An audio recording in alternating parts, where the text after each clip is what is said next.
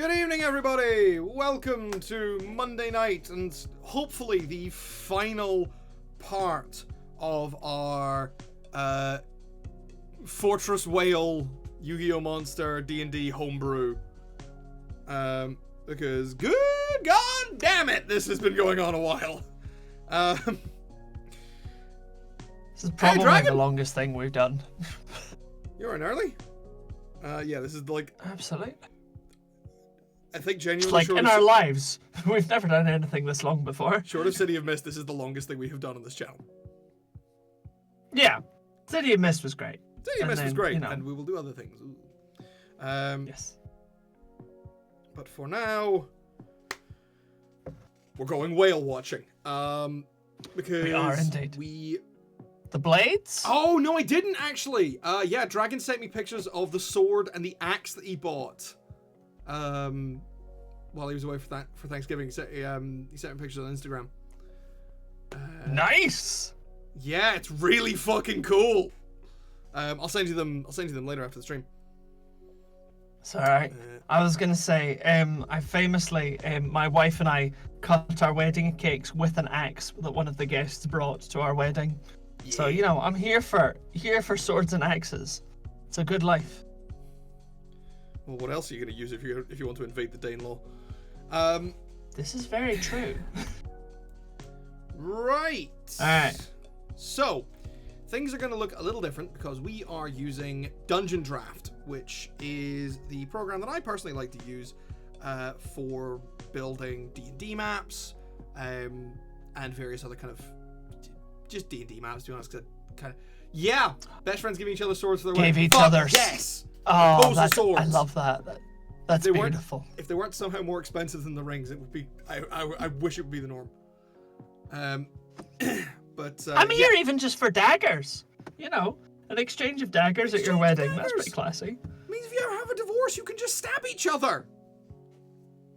And isn't that the true sign of love? Isn't that the true meaning of Christmas? I don't fucking know, man. I don't subscribe to your romantic notions of love.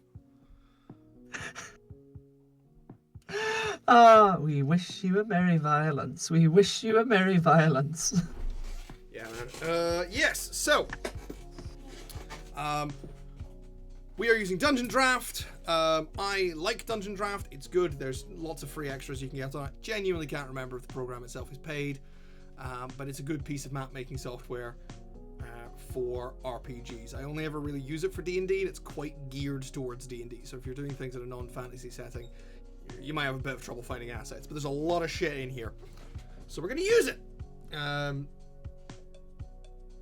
on getting my groomsmen all blades whenever I get married. Go back to the origin of the term best men and all that jazz. Excellent. That's fantastic. Robin Hood and his best men. They were not merry, but they were the best. Oh, best man! Oh, God. I've been on the internet too long. Too much Shrek memes. I'm not sure if I mean, like, in general or just today, but god damn it. Sorry, I am actually doubling down on sort of the Yu-Gi-Oh! And D&D-ness of the stream, because I've got the D&D program open and I'm playing one of the Yu-Gi-Oh! Games on my phone. Fuck's sake, Jay. Recording. It was just sorry, end of the duel, and hey, Chris, I was using the Fortune Lady deck, okay? You should appreciate that. I mean, I do appreciate the Fortune Lady deck, but just like, I used to have, like, is it, which Yu-Gi-Oh! Game is it on your phone? Over the Nexus, of course. Over the Totally legally obtained and is normal. Totally legal to be playing DS games on your phone. That's fine. Oh, man. It's Konami. They're too busy falling their own swords. Yeah. That was what I was about to do. Talk about Konami falling. We do not run Fuck Konami News, but we do subscribe to it. We do indeed. Because fuck Konami. Guess fuck him. But yes, so... Yeah, basically, when we built the Fortress Whale, we promised that it would be a triple threat, a monster in itself, with minions in a dungeon on its back. Indeed. So we've kind of ended up crafting like a mini event. Basically, I want to if I somehow get my writing back and do some like fill-in bits for sort of investigation, we could make a module that is Attack of the Fortress Whale. That would be so good. Absolutely never publish it. Depends how successful we become. You know, when we become rich and famous multimillionaires, then we can publish it. You know. Then Wizards of the Coast will want us. When we have money. Well, as long as Elon doesn't buy Hasbro, we'll be fine. Oh fuck! No, we're not. No, we're not even gonna discuss it. No, we're not. I don't want to. I don't want to. I mean, I quite like the idea, if only because I think it'll be absolutely magical when the entire D&D community rises up and takes a fiery shit through his letterbox. Hi, Fox. Right, so Yo, Fox. I have given us a 30 by 30 grid, which is fairly big. That's 150 feet by 150 feet in D&D measurements. Yeah. This is mostly to keep because when we say dungeon, we do mean like series of short encounters based in a thing. I can make the map bigger if I want. But I've tried to keep it down because I have a lot of experience using Foundry and putting big maps into Foundry and watching it go. I mean, yeah. I think it's because we need to have at least a couple of floors, because one floor needs to be like the fortress, and then we need one that's inside the whale. Oh, go full Jonah on it. Yeah, well, that was part of the conversation. Remember, it was like lots of different ways to do this. You can have like a little traversal through the insides of the whale with I think the big one is the fortress. Yeah, let's do. Tell you what, I'll make it bigger, and we'll do this as the fortress, and then I'll do a couple of small ones as the thing. Because I've just remembered the one thing we have to include on this. Yeah. Because we have to include the sort of the energy core thing that you can knock out to. Several energy cores. I think we got to 4. I think it may have been 5. God damn it. You have the information, I don't. God damn it, now I gotta go. Now you have to have more than one window open. Where is it? Fortress. Share with us the secrets of your file organization. Fuck no, you ain't seen my file structure.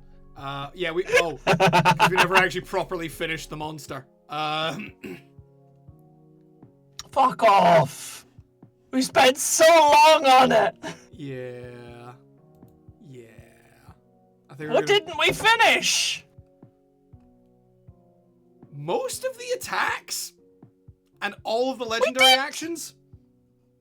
We did all the legendary actions. Have you saved a prior version? Oh my god, have I saved a prior version? Jonathan, so help me God, I may have to find you in your undisclosed hidden hideout and kill you. We did. If you've actually saved a prior version. We did the cannons and the lasers. We didn't do the bigger cannons, the horn, or the tail slap, or like the giant cannon. No, we did do the giant cannon. Did we do the giant cannon? I thought we did the giant cannon. Oh my god. Oh my god, did I not? Oh my god, did I lose? Oh my god. Not... Wow, I'm having a good day.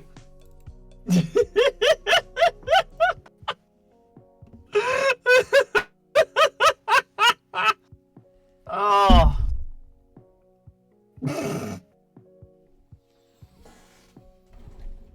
Anyway, I think we settled on 5.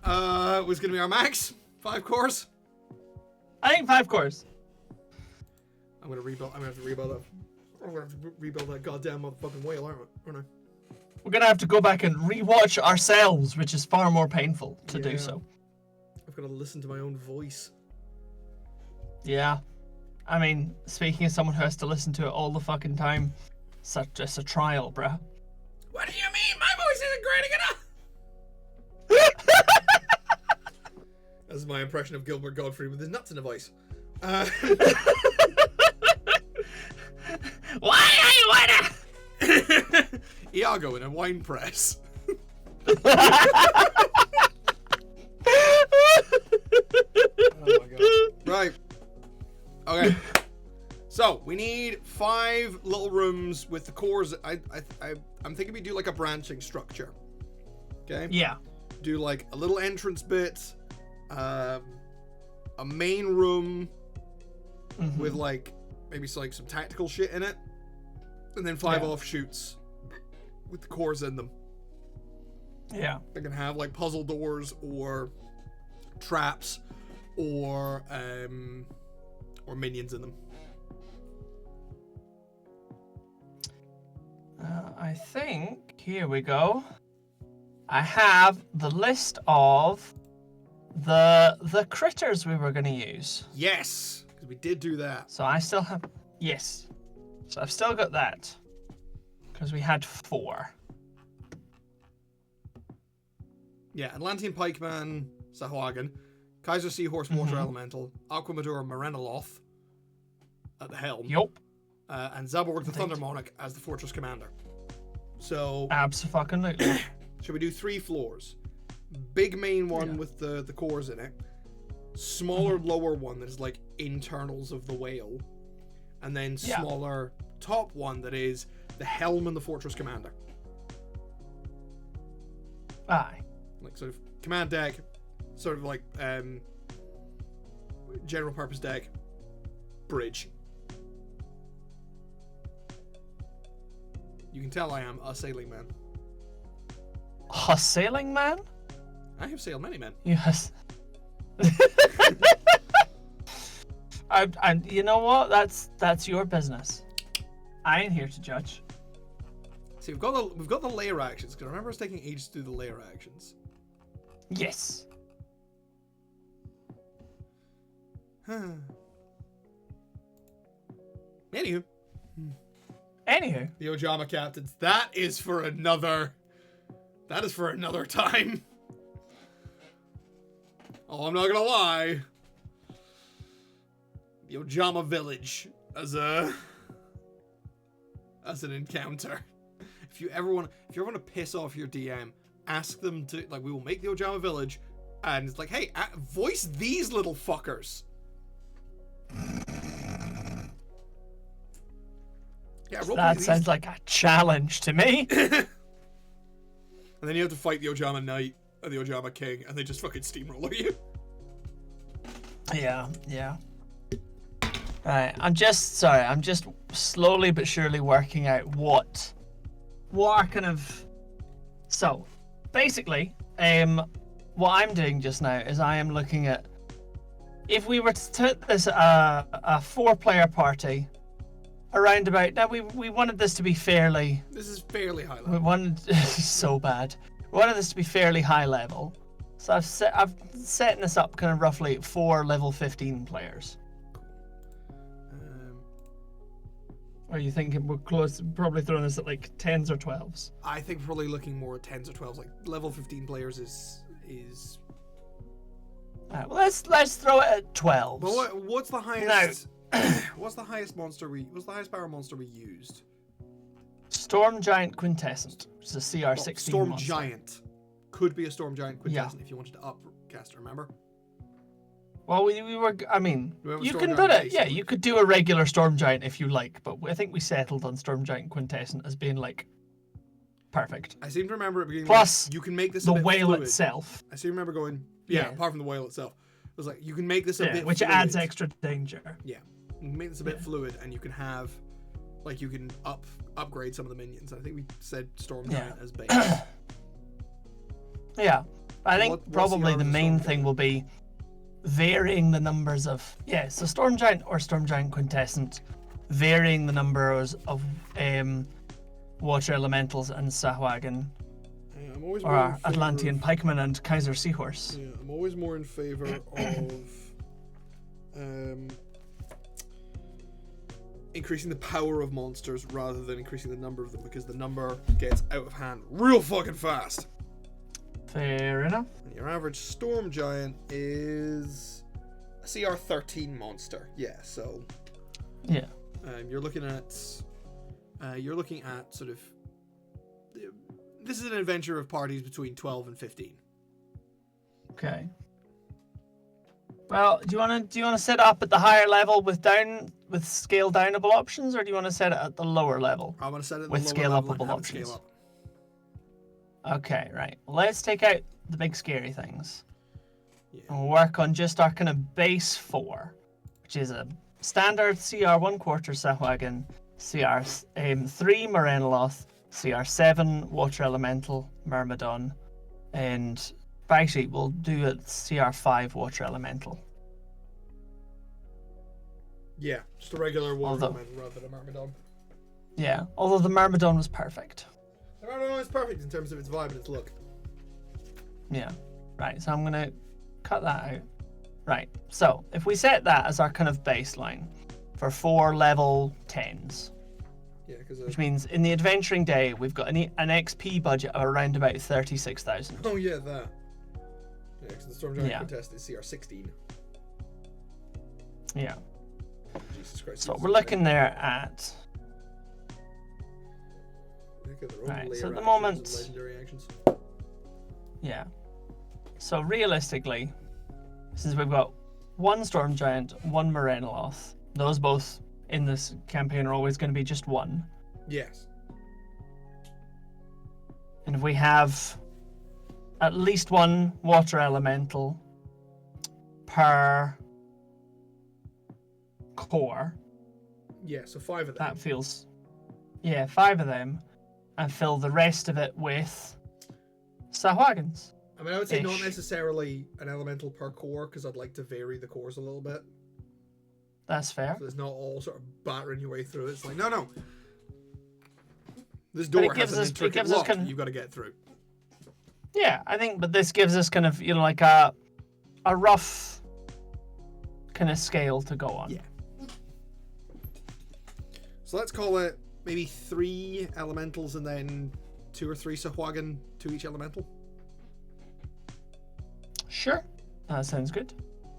Because that makes that a crew of 14. I'm going to put it at 16. Okay. Just up it a little bit. Just more Sahwagan to man the decks. Yeah, because you can also have little squads of them out on their own in the middle of nowhere. That's true, because that's the other thing I want to do is while we're doing the fortress, I want to cordon off a big chunk of it that is just like, this is outside. This is the deck. Yeah, where it is dangerous and you will get shot by a whale. So you know what I'll do? I'm going to change my map size. I'm just going to be like, gimme some 20 tiles down the bottom that I can just go, this is outside. Where is my environment? No, that's my light tool. I'm not making lights. You can tell it's been a while since I've used this. I mean, it's fine. You're doing better than me. I can't do maps to save my life. I'm dreadful at them. Well, I mean, I got it easy because the last couple of sessions I ran have been all theatre of the mind, so. See, this is what I'm used to is theatre of the mind, but mainly because I'm dreadful at maps. Well, it's just kind of self-fulfilling at that point. No. Yeah, I know, right?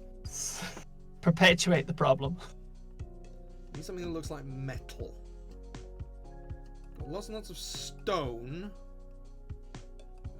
But you've not got no metal. Need something that looks a bit like metal. You've not got no metal. Not that kind of metal. Other kind of metal. Oh. That's fucking sand. You can't be fucking sand. It's rough and it's coarse and it's everywhere. Oh, fuck off. You had to make a Star Wars, didn't you? You had to make a Star Wars. I got to double down on a Star Wars joke. Despite the fact that I have much more pitched my, put up my flag in the Star Trek camp these days. Yeah, it's true actually. You've become quite the Star Trek fan. Quite the Star Trek. I have seen 2 series of Star Trek. One of them I didn't, like, neither of which I have finished, but both of which I thought were great.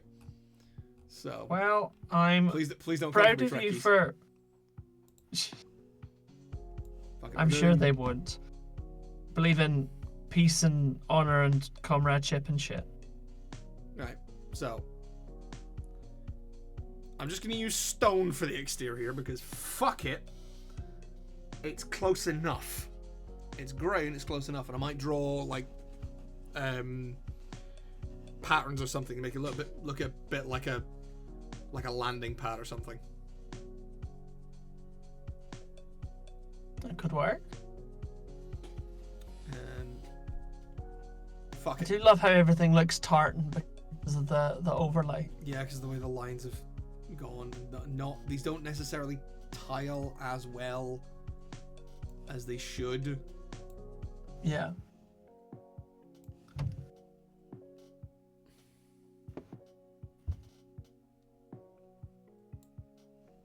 Yeah. It is what it is. It is what it is. But I might use the pathing tool and draw like lines and shit on it. Yeah. That'll probably look good. Path tool. That should be colorable. Oh no, it's blood. That's just blood. Do I have anything that's This is just blood. There's a big blood. Why is there so much blood? You've been on a map I've made with a big fucking blood stains on it. Blood for the blood god. Skulls for the skull throne, darling. Skulls for the skull throne is also pretty good. Oh, that's fish. Oh, that's footprints. Bloody footprints. Hey, bloody footprints. Fuck it, I'll just use this. I will use the edge of carpet. The edge, the edge, the edge, the... The edge, the edge, the edge. I'm on the edge. Oh Jesus, of carpet. That's so thin. What the fuck? I mean, I don't know if you all came here for an art stream, but that's basically what we're at now. We're doing art here. It's real art hours. Just gonna, yeah.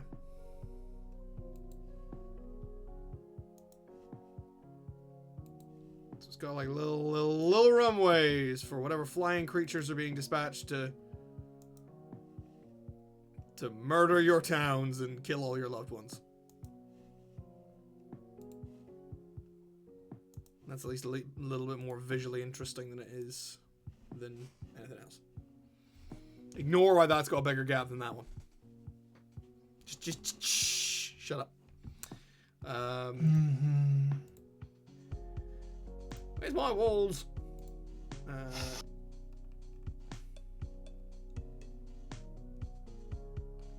Yeah, again, we do not. I don't really think I have any metal walls in here. That'll do me. Let's go over.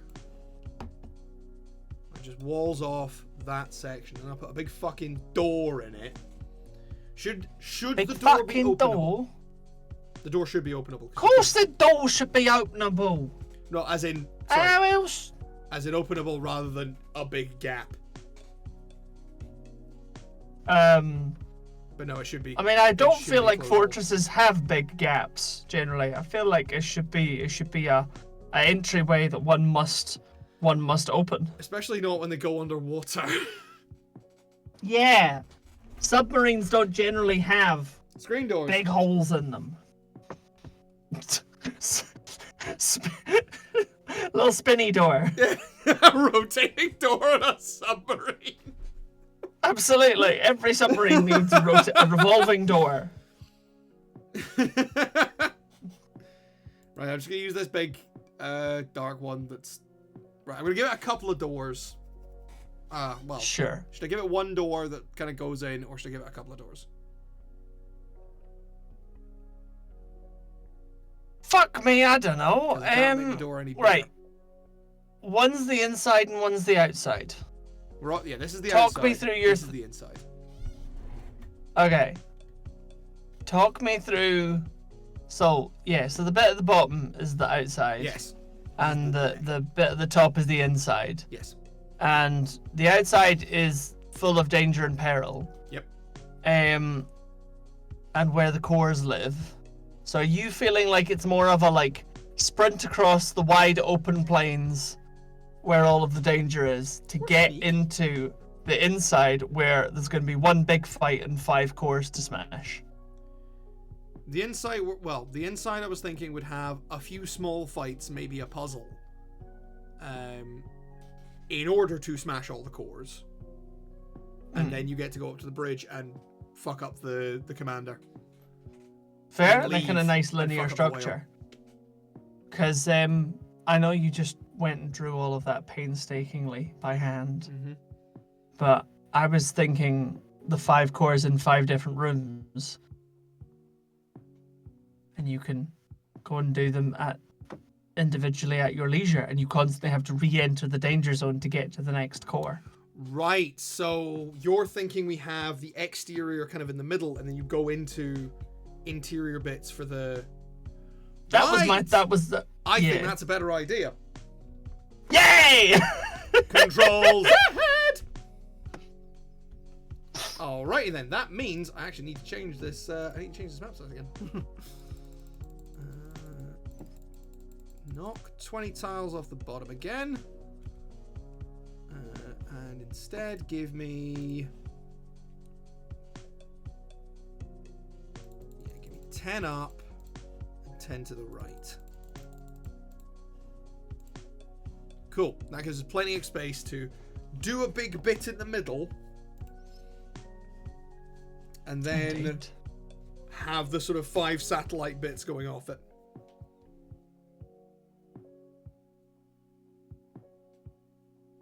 That what you're thinking? Yeah. Cool. That's exactly what I was thinking. Right. This is now a 50 by 50 map. Which means... Okay. Okay. 25 by 25.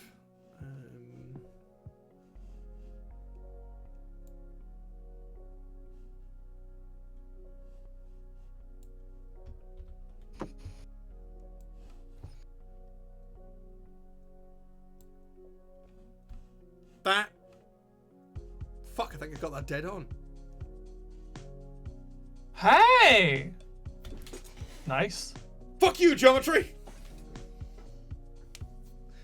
You can't fuck geometry! I can try! Like, fucking... Can't make a Star Wars joke out of fucking geometry like you did with the sand! No, that's sign.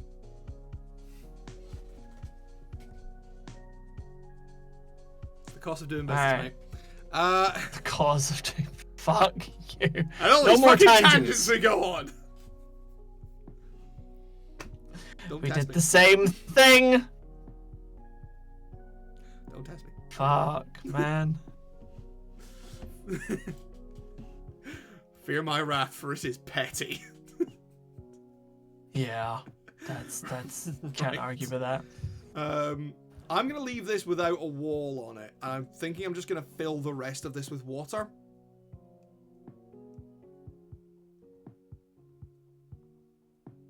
I mean, that's fair. We are on a whale. We are on a whale! There's a lot of whale going on. I unfortunately do not have a whale that I can just stick under this as a thing. Well, sadly. That's your fucking fault then. How dare you not have a whale you can just stick under this? I blame the machines. Right. Fair. I need a... Yeah. So 5 in sort of a pentagram kind of arrangement? Yeah, that type of thing. Cool. But actually, you could do it as a hexagon. You could do it as a hexagon. And then, but like 1 point up, 1 point down. And then the one at the bottom is the bridge with your captain and your... do you want to do that? The one bottom or the one at the top? Just for... I know it's not necessarily as accurate. But let's do it the one at the top. Let's progress upwards. Yeah, I was gonna say, let's establish one thing traditional before we start, actually. Which direction is the whale going in? Well, is it going to go left to right, or is it going to go down to up, or up to down? That was because it was like, I realized halfway through I was sitting where the bridge should go in. That's probably more of the thing, isn't it? Like it's about It where would the depend whale's on going. It is which way is the whale going? Where do you whale? These incredibly important questions. Where is the whale going, Jonathan? Well, I think I have this solved. Oh. Because if you look at, you're the one who's looked at the naval combat stuff. So Yes. correct me if I'm wrong. Whenever you see the layout of the ships, they're all positioned so that they're going up the page, like that. Yeah. So They let's are usually, let's yes. do that then. Okay. I do text.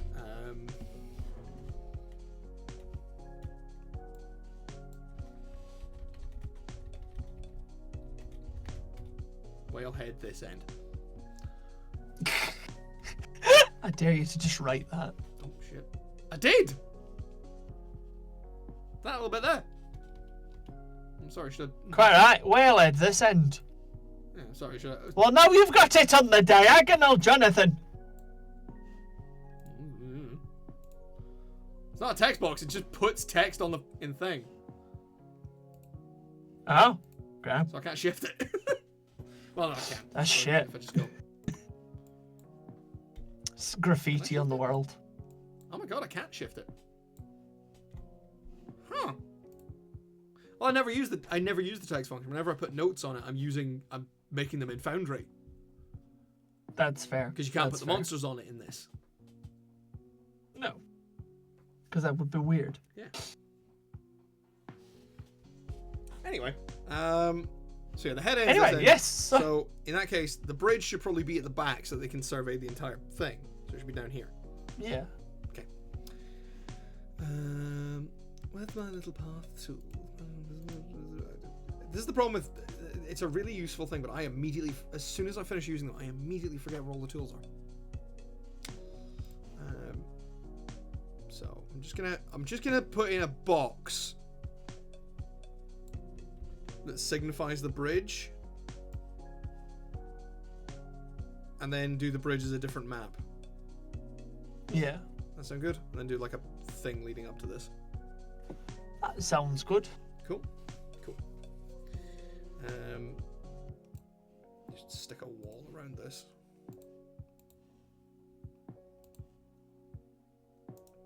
That's fine. That's walled off. It doesn't exist. Now we need actually rooms that are big enough to maneuver in. Indeed. Indeed. Indeed. So yeah, we need 1, 2, 3, 4, 5, 6.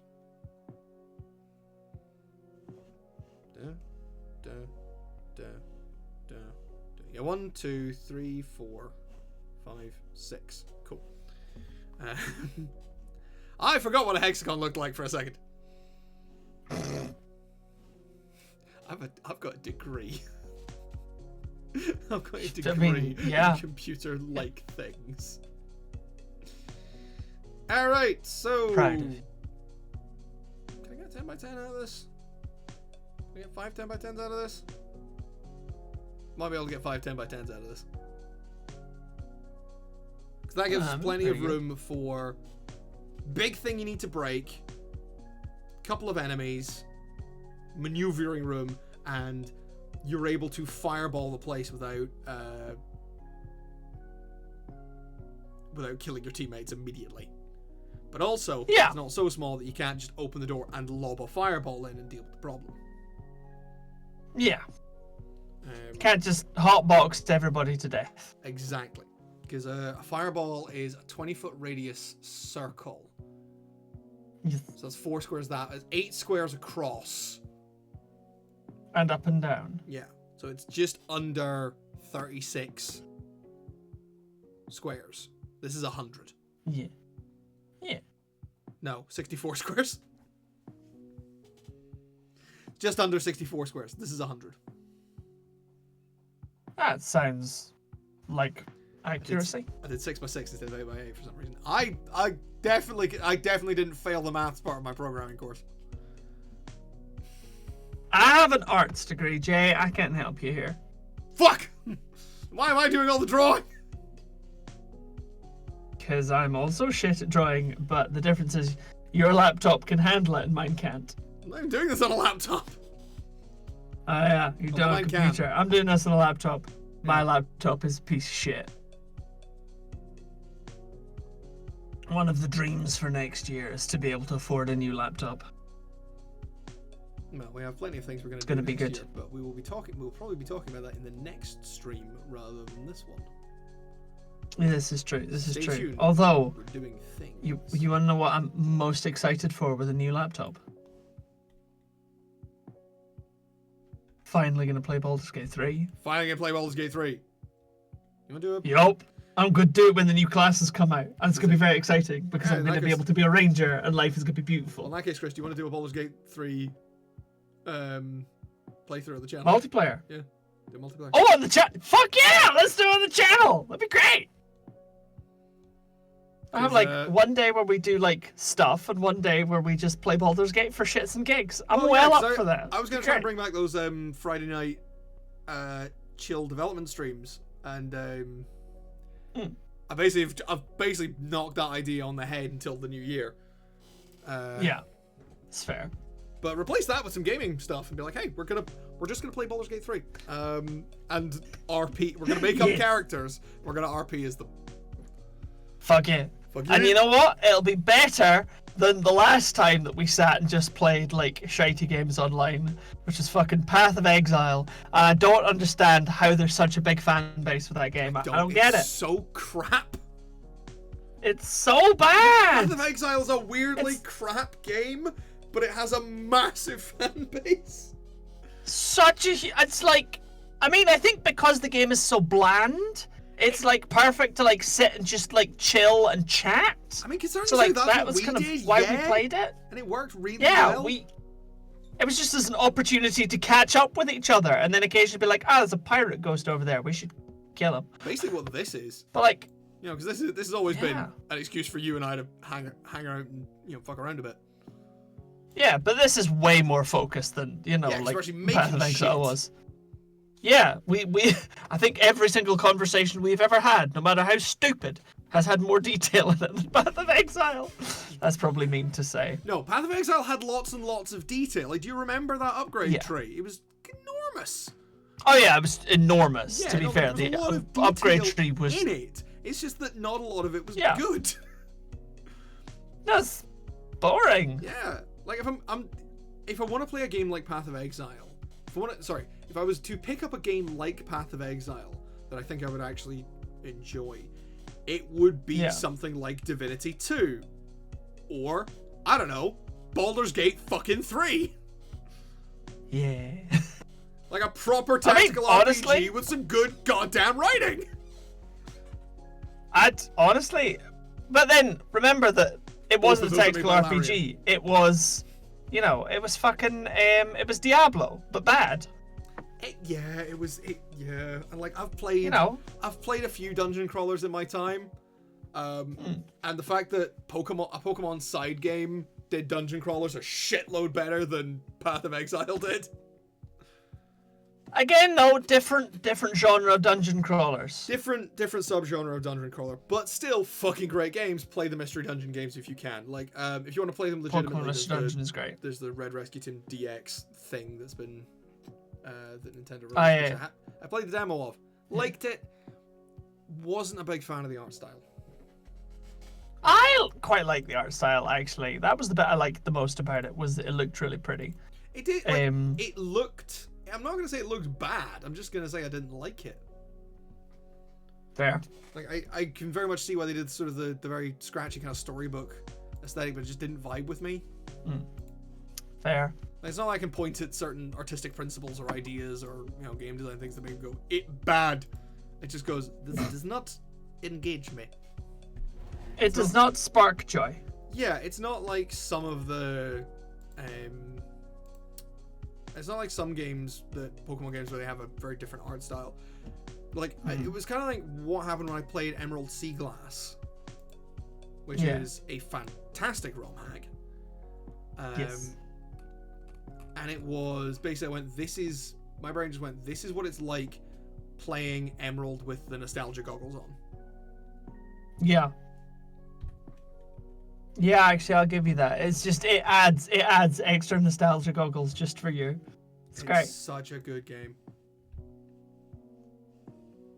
Yeah. You know that there's a bunch of, I'd say a bunch. The modding scene, the modding and hack scene is obviously nowhere near as huge, but there is a small collection of Game Boy Advance Fire Emblem hacks. I do want to check them. I really should check them out. Right, that's not. I do quite want to play some of them, I have to say. Well, I did play the crossover of that, which was Poke Emblem. Yes, yeah. And you enjoyed Poke Emblem. I had a fucking whale of a time. But I put it did take me 5 tries to start it.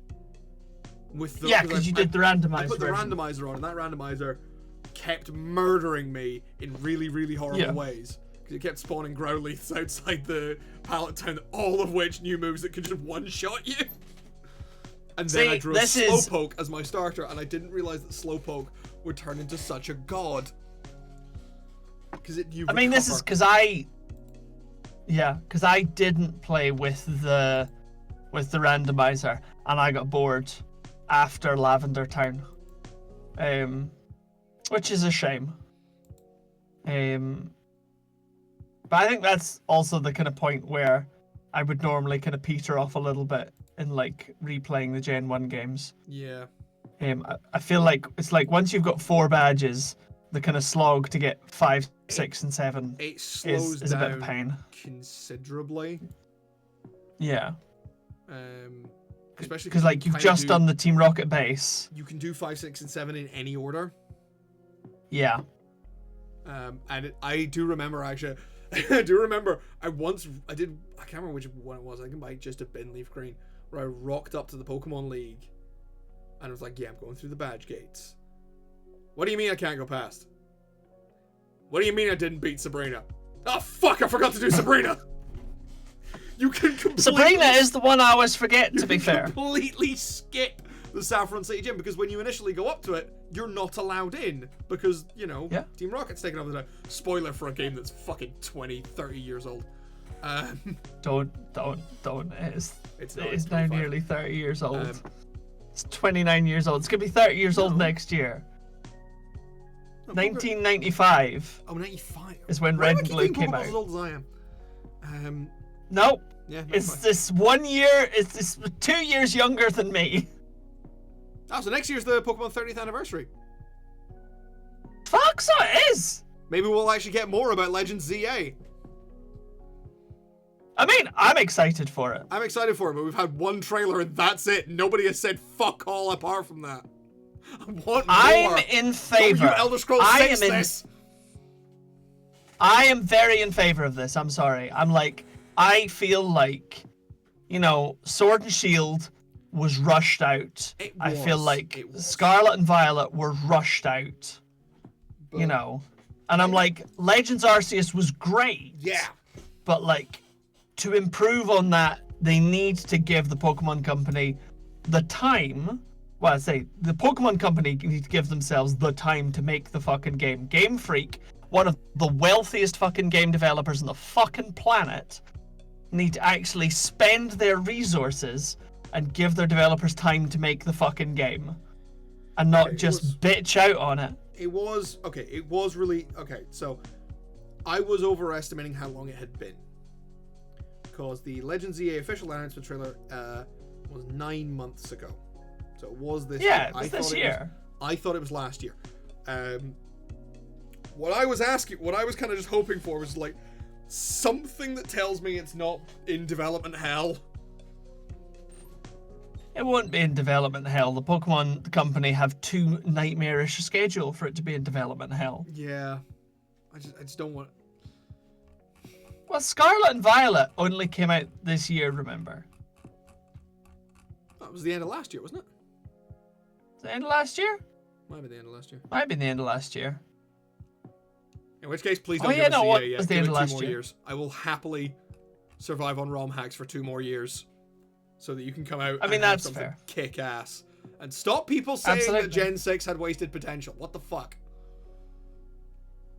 I mean, Gen 6 was amazing. What's the what do you talk about? Gen 6 had wasted potential. Who the fuck says that?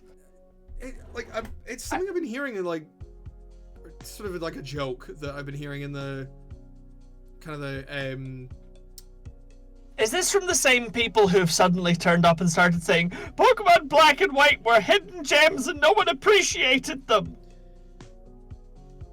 I mean, you and I have waxed philosophical about Black and White many a time.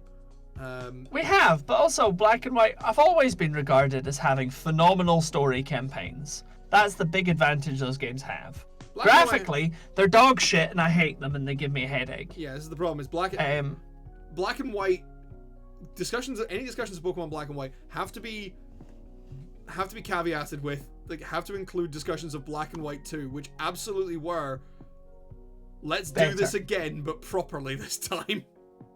Yeah, Black and White 2 had a better layout, better difficulty curve, better Pokemon like distribution, map for one thing, better design. Yeah, they just made everything better. Black and White, but also you need the context. Yeah, but you also need the context of the story of the first game. You do, yes. That's sort of the good thing where they made it like a direct. This thing is like Nintendo sequels are often really good, but they don't often do like direct sequels. I mean, how often have they done direct sequels? So they've done Pokemon Colosseum to Pokemon Gale of Darkness. Yep. And they've done Black and White to Black and White 2. Yeah, sorry. The Ultra games don't count. Those are remakes. Because it's the same story and then with more added. The Ultra games, Jay, have you got Ultra Sun and Ultra? Have you got chat coming up? Because I don't have chat coming up. I mean, the last thing I've got is Dragon saying it was perfect except for everything about it. That's fine. Sorry, I thought you were responding to somebody there. No, but yes, no, the Ultra games don't count. Oh, thank you. Yeah, Platinum.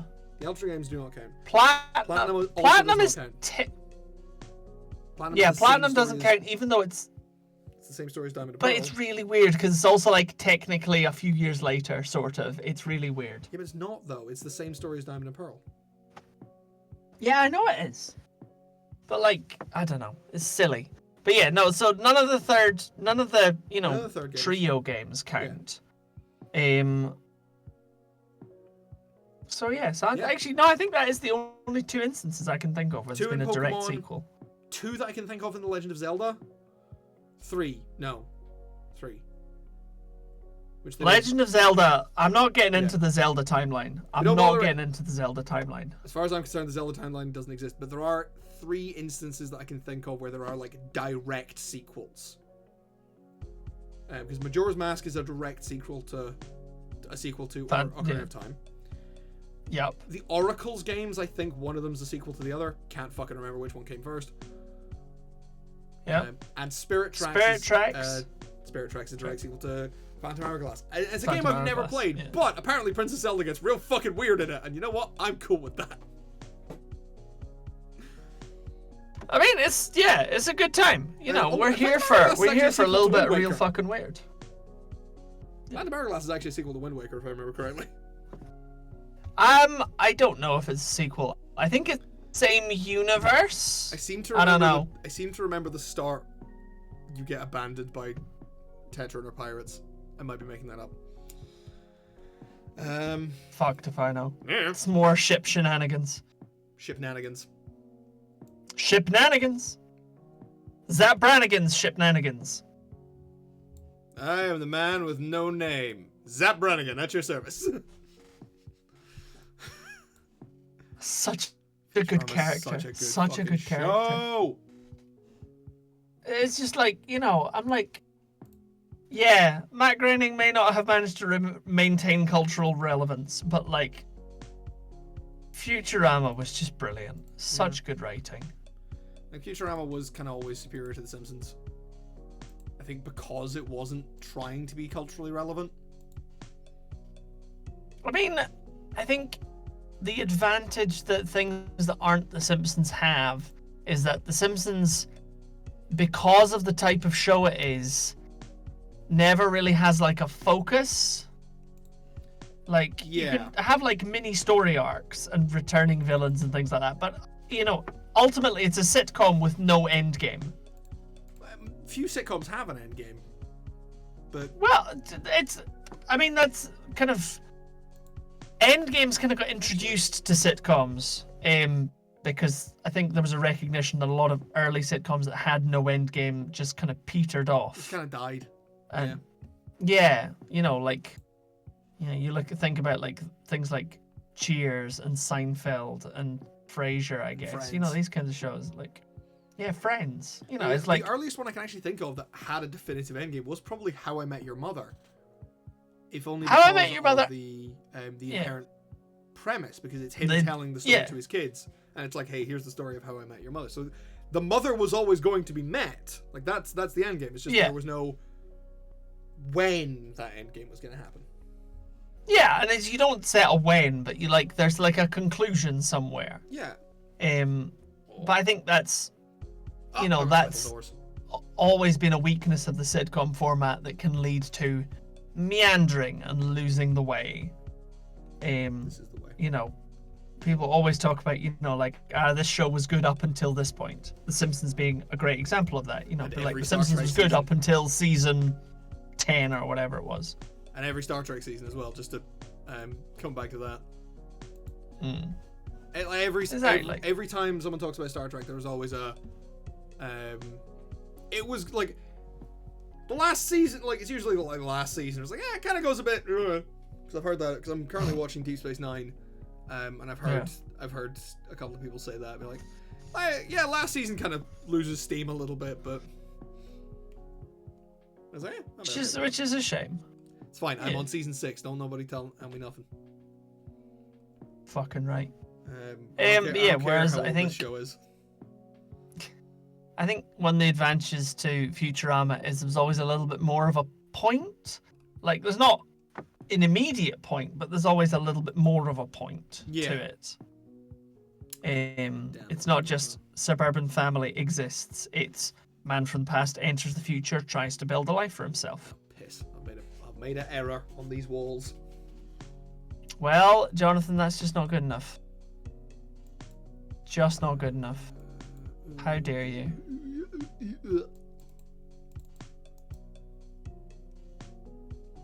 Okay. I don't think I can put a door in this. You don't think you can put a door in the circle? I can put a door there, but that leads to... That's wonky as shit. Well, it is wonky as shit. I'll put a door there, which leads out to nothing. Your circle's fucked. My circle's a bit fucked, yeah. I got it in all the other three. Well, yeah, I get it in all the other points. You not just rub it out? Nope. Get a little eraser? Nope. Damn. Oh, I didn't think I was gonna turn in and be like, hey Jay, I think my dungeon, my shitty ass free version of Incarnate that I used to use is better than your fancy system. Oh, I never said it was fancy. Like, I cannot remember if Dungeon Draft is paid or not. Fair.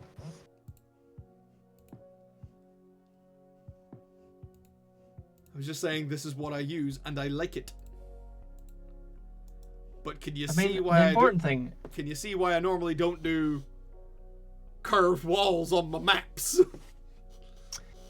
I do see now why you might be more of a fan of the straight walls. Yes, that's why I do sort of the looping labyrinths rather than the big curves. And here I just thought you were a bit of an Art Deco man, liking them hard edges. I mean, I do like a little bit of Art Deco, not gonna lie. That's fair. That's fair. I can forgive you for liking a bit of Art Deco. Okay. Because this is the thing is the great thing is, at least these walls that I've drawn, if I load this into Foundry, are actual walls in Foundry. That does help. That does help. Like, one, as are the doors, as is the the lighting. one works and the other is good. Yeah, so I can transpose lighting into this as well. That's cool. Yeah. So it makes the transitions fairly seamless. Yeah. As long as nobody's there's a big gap there. Yeah. I'm gonna need to get some pictures and steal some art things from people. What, for this? No, not for this. Just thinking about future things. Is this for the secret thing that we're talking about later? We're going to talk about next week. Maybe. I can see Vari in the corner of like, I mean, she's not here, but like I can feel her eyes just been like, Chris, stop fucking waggling your eyebrows. I'm old.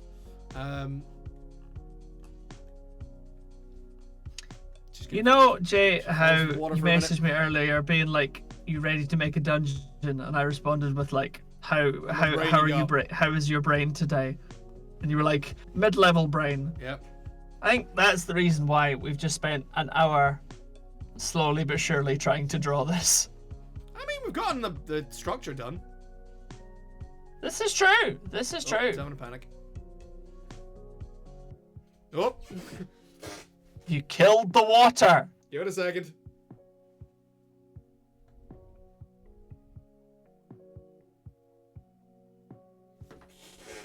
Hey Jay, is you this going to take crashed long your enough to load fucking that I can go computer. get another cider? I mean, that would be. You know what? We could turn it into an art and drinking stream. And enter the. I mean, I've been drinking cider this entire time. And fucking entertain the crowd for a minute. Fuck off. Entertain the crowd. Hello, the crowd. Welcome to whatever the fuck it is that Jay has created, this strange yellow monstrosity of a Rorschach painting. In it, I see truth, life, the universe, and fish. That is truly what I see. Or what else could possibly exist in this bright fuck off yellow space? I don't know. Look, I have a wire.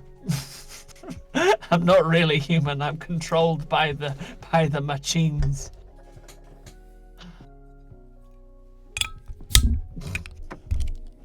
Definitely talking about totally normal shit while you're away.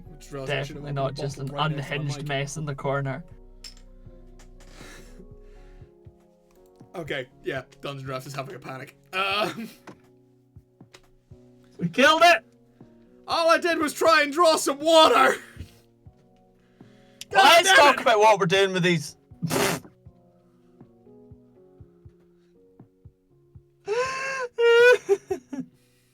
Let's just talk about what we're gonna do in the 5 rooms. How about that? Yeah, so put the core in, which will be... I've got lots of assets in this for big crystals, so we'll just use those. Yeah. Because when in doubt, crystals. Final Fantasy taught us this. It did. I think at least one of them should have like a... I think one of them should have... What we should do is like give one of them like a self-destruct mechanism, like it'll blow itself up if you complete this puzzle. So Okay. it gives you more than just combat. 'Cause I don't want to put just combat. Yeah. No. In a thing. So like one with a puzzle, one with some traps, and the rest have violence in them.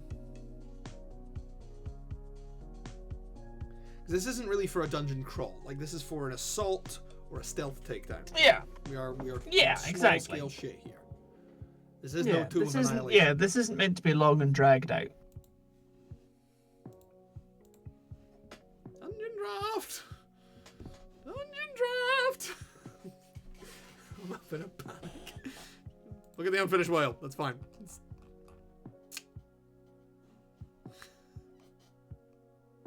Just check in on that every once in a while. Once in a while. Once in a while. Yeah. Right. Let's write them down then. Rooms 1, 2, 3, 4, and 5. Yeah. Starting from the bottom left and moving clockwise. Sure. You know, and all the paper that I got all over my fucking desk, I got nothing to write on. It's a shame that. Couldn't see the wood for the corpses of the fucking trees. Nope. Always have. And this is why you keep envelopes, especially ones the government sends you, because they've usually not got very much branding on them. So. And it can't be sponsored by the government.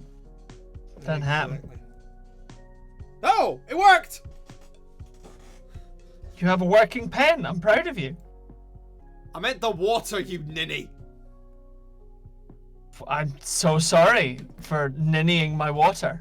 Oh shit! Sorry, I have a delay because I'm watching the stream as opposed to your screen, and now it's come through. I'm just gonna do this in little bits. If I do this in little bits, it'll be fine. Right, you come up with ideas on what to put in each of the rooms. Well, I think in one of them we should put some monsters. That's a good idea. And You write these in down. another one, we should put some. Oh yeah, I'm writing these down. Ah, fuck. You're gonna write these down. I'm All right. I'm flooding the dungeon. All right. Well, I'm so sorry that I'm not incontinent enough to flood a dungeon. I don't know what the fuck I'm saying. Okay. So, room 1. Class, what is rule 1? Do not act incautiously when confronted with small, bold, wrinkly, smiling men. It's a good rule. Good rule, rule 1. Do not. Alright. Dojo, You know what is rule 1? Off the back of that, room 1 is going to be guarded by a single Sahuagin. Oh no, this was just one Atlantean pikeman on a smoke break, wasn't it? Absolutely. One Atlantean pikeman who's going to pretend to be a total badass and then get murder killed. Oh, yeah, he's like, it's nothing personnel, kid. Charges you with the spear, immediately gets cut in half. Absolutely. Because a single Sahuagin to a level 12 party is rather like... It's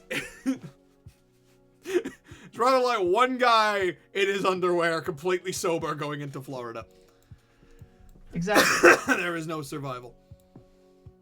None at all. It's All right, a ballsy room move, 2. but you don't live.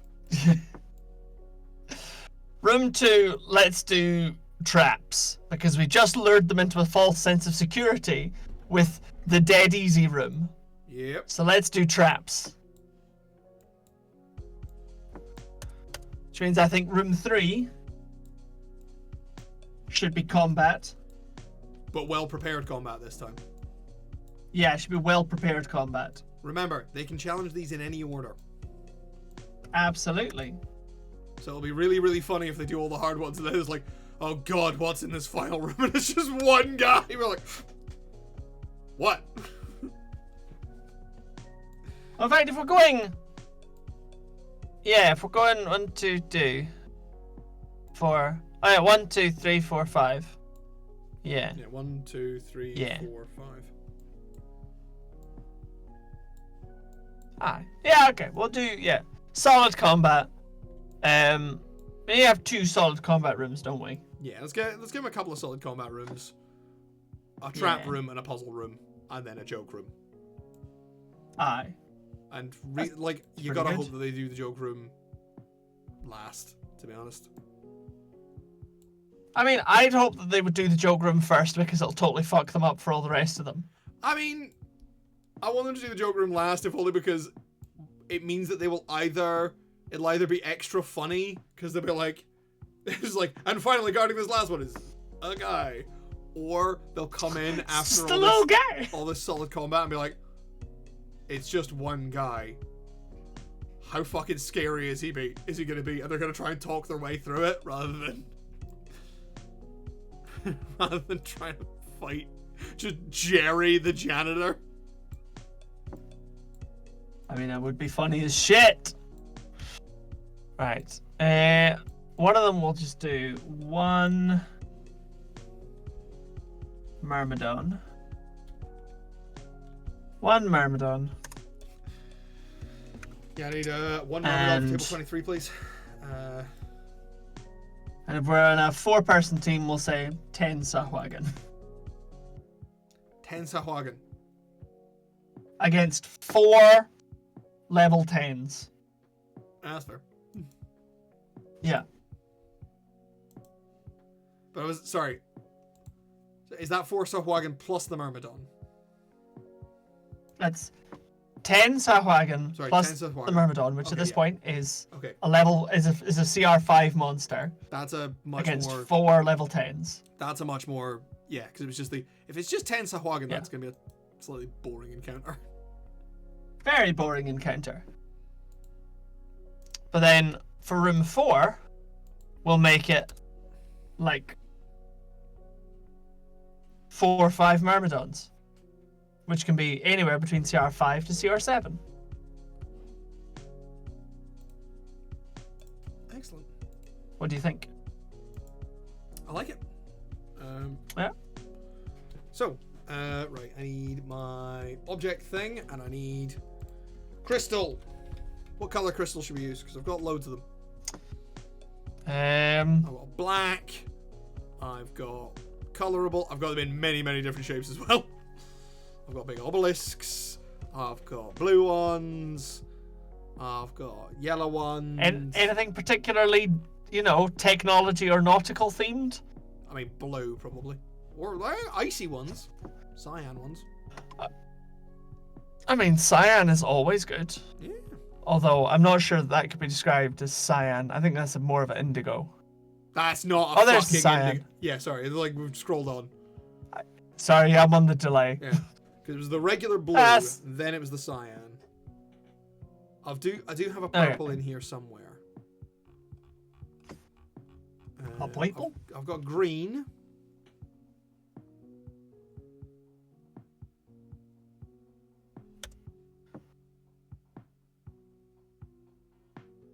Exterior is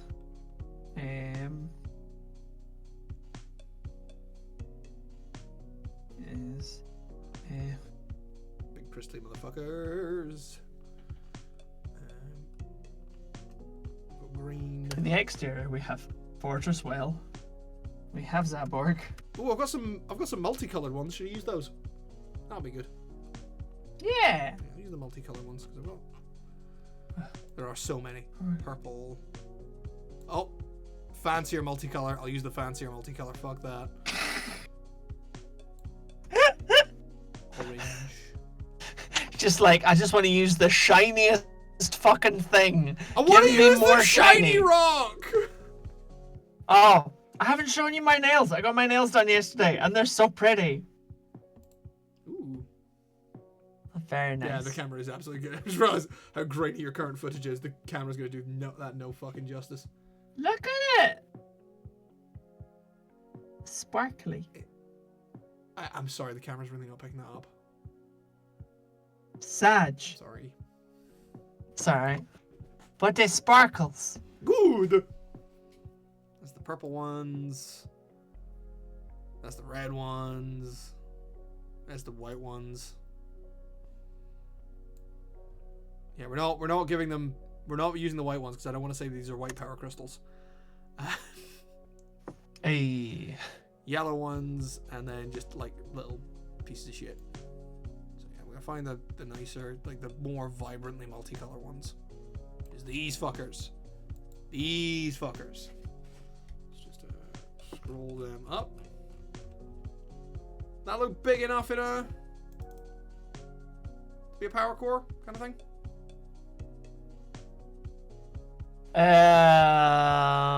I'm going to assume yes. Yeah, it looks pretty big. Compared to the size of the room. Yeah, so let's. Yeah. Right, okay. So, in a world of balancing things for, an adventuring day-ish. I have done some numbers. He's running numbers, people. I may have done a lot of numbers. How many numbers? We're gonna find out if his outside budget. Chris, remember, if you're doing too many numbers, your family and friends are here to help you. We care about you, and we love you, but we think you're doing too many numbers. We think you're doing numbers. Never! How dare you take my numbers away from Talk to you about me! your numbers addiction, Chris. Well, the good news is I'm not out of budget. Yay! I mean, budget for a level Out 12 of... So, your daily budget for... So this is again with all of your monsters at like base level. So CRs being a half, 3, 5, and 13. Yeah, like you're not dealing with a lot here, to be honest. No, and they're split up. So if we're working on the basis of, so at the moment your daily budget for an adventuring day, the idea being that you would get, like at least one short rest in there, would be 3,600. Okay. And we've got 29,000. Sorry, 36,000 to 29, and we're using 29,000. Okay. So that, realistically, that is like, there's going to be some difficulty there because there's no space for a short rest.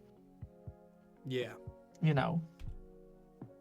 Which is, so I think that's fair. But also there's a lot in there that's, cannon fodder and, like stuff that doesn't necessarily need to burn resources. So there's going to be careful decision making as to what burns resources and what doesn't. Yeah, like paladins are going to struggle with this particular dungeon. Yeah, I think quite probably. Yeah, resource management is always the hardest part of being a paladin. Yeah. And then the other thing that, swords bard. Yeah. Fuck your paladin swords bard. No. Pierre de Victoire will ride again. Pierre de Victoire. Glory paladin like swords that as a bard, name. baby. Just like so much charisma, so much pain, so much charisma. Swords. Look, all you need to make this character is 3 levels in Glory Paladin, everything else in Swords Bard, and the inspiring leader feat and a French accent. That's kind of majestic. All you really need. I've told you about the spooky kid, but the Pierre is the character I'm going to play. You've not told me about the French paladin bard. I've told you briefly where I was like, hey, what if I had the instead of the cloak of billowing, like the flag of billowing, and his weapon was a standard. You've not told me about this. No. Oh, I thought I had told you about this. I was like, oh, like no, I would remember this. Give me a glaive. I remember you. Oh, we talked about the build, but yeah, this is the character I would play if someone said, hey, we're doing a level 21 shot. I'm like, all right. I was like, I'm going to use a 9th level smite.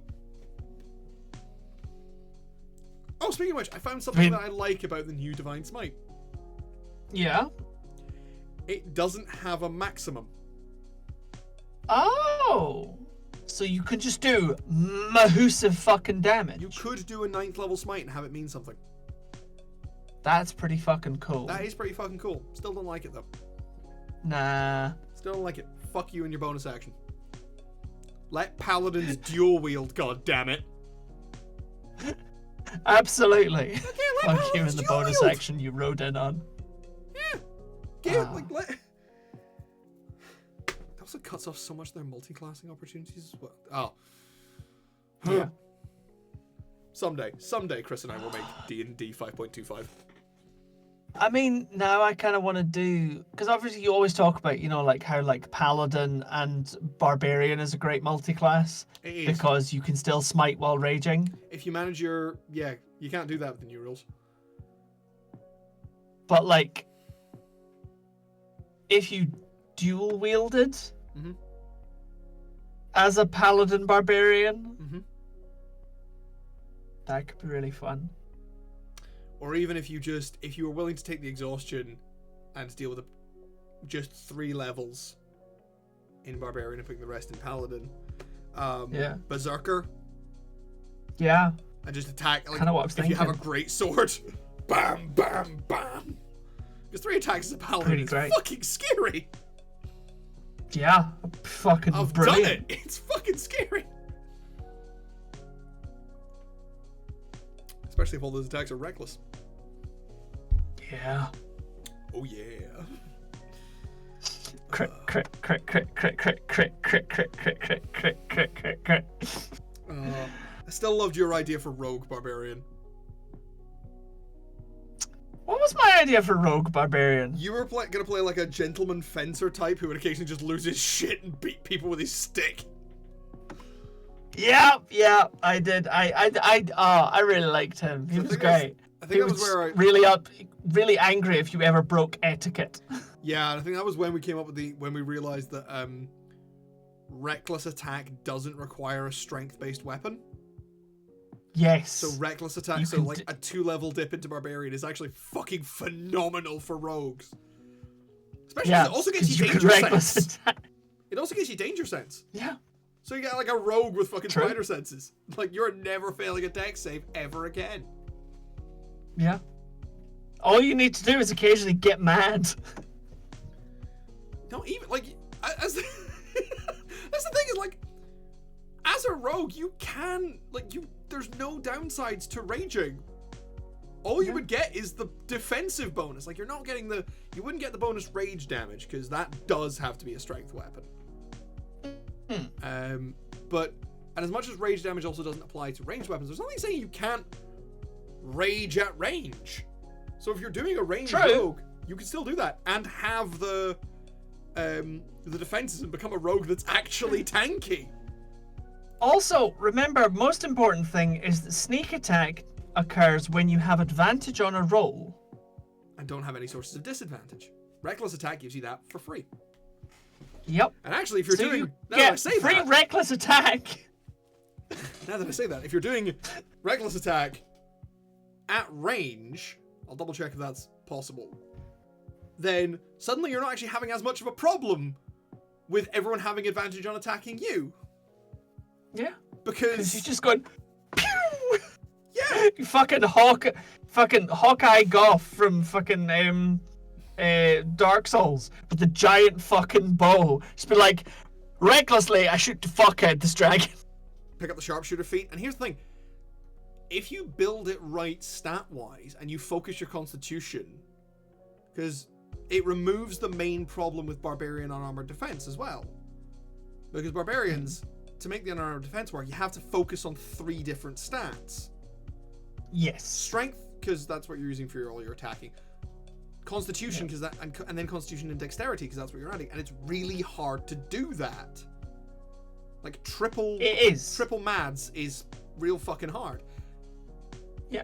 Rogue doesn't have to worry about the strength, so you can just focus dex and con.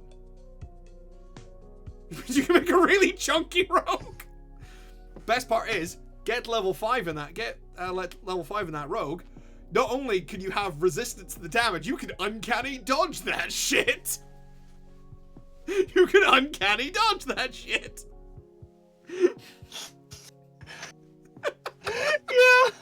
Yeah, you can. I love that so much. It's like, I am the unkillable rogue. Like, genuinely, the first 5 levels in Barbarian are some of the best in the game. My main problem with Barbarian is that after level 6, depending on your subclass, it completely drops off in terms of anything realistically interesting or useful. It completely fucking drops off until really, really late. Until you get to like 16th or 17th level. So you get this huge gulf in the middle that most people, and this is true, will go, why am I doing this? Shouldn't I just pick up some levels in Fighter? Yeah. And then they do, and then Fighter Barbarian happens, and Fighter Barbarian is one of the simplest and most rock fucking solid multi-classes out there. Always. Yeah. Like, no matter which flavor of which you're going for, oh my god, I want to do a Psy Warrior Fighter Barbarian. Holy shit, that actually sounds fucking insane. Because none of your Psy Warrior abilities are spells. Oh my god, that's so cool. Oh my god. Oh my god, I want to fucking do that. Oh my god. Like, oh, but even flavor-wise, that's great, because you're raging so hard that, like, your psychic energy is going boom. That's so cool! That is very cool. Oh god. Oh shit. That's just fuck, man. Like, did you see the recent D&D Shorts video that was like, hey, here's a bunch of like feat combos you can do, and I went, okay, this is here's the only one that depends on a class, because if you do barbarian with this, you can run into somebody and punt them 40 feet. It's pretty cool. Did involve the new weapon mastery rules, which if I was going to be stealing things from the 2024 rules, that's something I would absolutely take. That'd be the first thing I'd take. Yeah. Weapon masteries are cool as fuck. Great. And gives just... I know it breaks a lot of things if you take like 10 seconds to think about it, but martials need that. Yeah. And it means that you can get a monk with 2 knives making 6 attacks in a turn. Which is beautiful, as what monks should be. With 1 feat, and it's a feat that normally, that in 2014 D&D, is fucking useless. What's the feat? The Weapon Master feat. Because in 2014, it gives you proficiency in 3 different martial weapons. Yeah. Just much kind of... Which is useless. Yeah. Like, you'd have a much better time putting your first level into Barbarian or Fighter, because then you get something for that. Because if you do it with Fighter, you get your fighting style. Yeah. Because if you're doing this, you'll have picked a weapon. Yeah. But in the new ones, it's like, okay, it gives you access to the weapon mastery of a certain item, of a certain weapon, because not all the martial classes get it, because monks don't get it, because the new monk is insane. But one of them is the nick property. Daggers have something called the nick property, which is like when you attack and you hit someone, you get to make an extra attack with the dagger. Excellent. So your 2 regular attacks, turn into 4, and then your flurry of blows makes that 6. So if it's got a key point, you're doing 6 attacks at a turn, and new monks get their key points back so much faster. And you're just going... Absolutely. ripping people in half, and I love it. Hang on. Just looking at a thing, because I'm like... Now, there's nothing that says you can't do range while you're raging. There's nothing that says that. Does reckless attack say it has to be a melee attack? So, reckless attack... For attack, when you make your first attack on your turn, you can decide to attack recklessly. Doing so gives you advantage on melee weapon attack rolls. Okay, yeah, no, it is melee weapon attack rolls. Okay, so fair enough. So you have to be up close and personal to make the barbarian rogue work. The barbarian rogue work. Yeah, but that's fine. That's fine. Like, bring a rapier. Yeah. As long as you're using a finesse weapon. Doing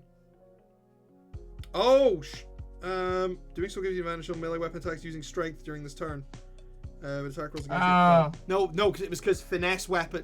It's because finesse weapons are both. Finesse weapon.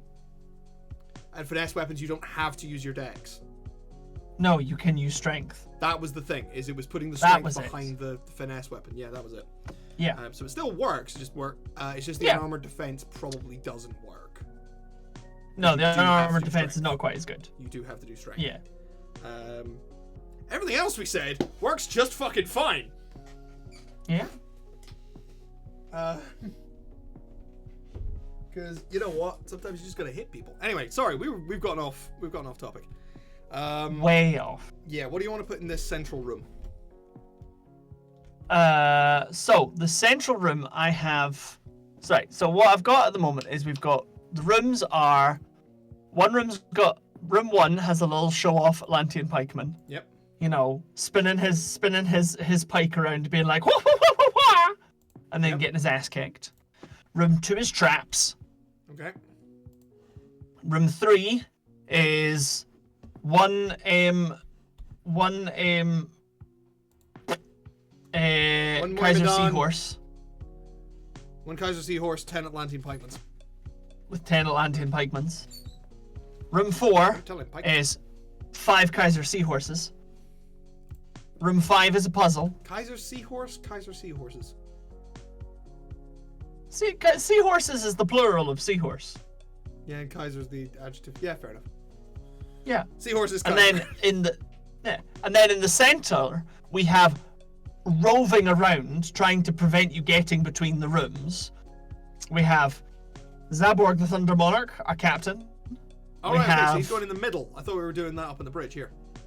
So I think he's up on the bridge, but like the bridge and the middle are the same open space. Oh. Because the bridge is not indoors. The helm, where the bridge is, and the bridge are not indoors. Oh, I misunderstood. Apologies. Because remember, the whale is the ultimate villain, and the whale is outside. That's true. Yeah. So, outside, and also bearing in mind that I think if they're in the central area, they're probably vulnerable to the whale's attacks, the same as you are. But like if they're on the bridge, they're probably safe from the whale's attacks. Okay, So it can be like an elevated space. But so, in and around, probably at the bridge, we'll have Zaborg, our captain, and we'll have Aquamadur, our Merenoloth dude. And then spread about the deck, we'll have 3 Kaiser Seahorses and 10 Atlantean Pikemen. Okay. Do you want any features in the center? Because I can't put any monsters in just now. But do you want any, like, stuff? I mean, we could put, we could put a mast. Well, no, no, we can't. It's a whale. It's a whale. It's a fucking whale. It's a whale. It's a deck on a whale. It's the deck of a whale, Jay. Exactly. What do you put on the deck of a whale? To be here. Deck the whales with. Christ. Because if you can't think of anything, I'm just gonna put big stripes on it. Put big stripes on it then. Big stripes. Big stripes make it go faster. That's some orc logic right there. I'm just gonna cross hatch it, just to make it more visually interesting. Fair. Because I don't want to just leave it as a big fucking empty space. Yes, no, that's fair.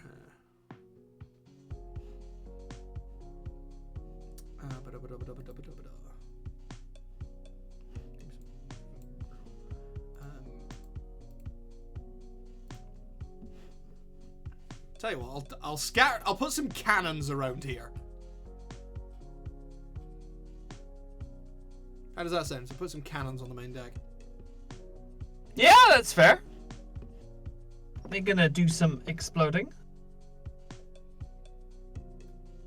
Forward facing cannon! Rear facing cannon!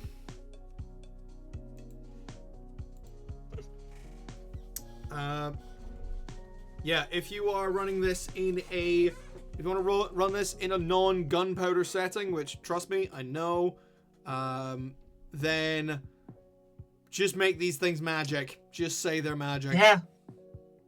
Pretty much. I'm going to put a big fucking... You know what? I've got lots of boat things here. I'm going to put a big fat fucking capstan in the middle. Excellent. Put in the big multi-spoked one. That makes it more... That gives it a bit more visual flair. We're not going to ask what this capstan does, but... Yeah. That's fair. It just needs to be there. The whale can have an anchor. And if we're coming out... If we have a possibility of coming out from the depths of the whale, I'm going to put a couple of hatches in as well. Yes, that's a very good point. We need to set the hatches for where we would come up from the depths of the whale. That's a good point. There's a couple in the deck. Okay. Yeah. There and there. There's sort of your emergency hatches at kind of either end. Metal ones. Yeah. Aye. Pressure hatches, yeah. Yeah, absolutely. I could put in some sails. No, there are no sails here. Bit of a horse.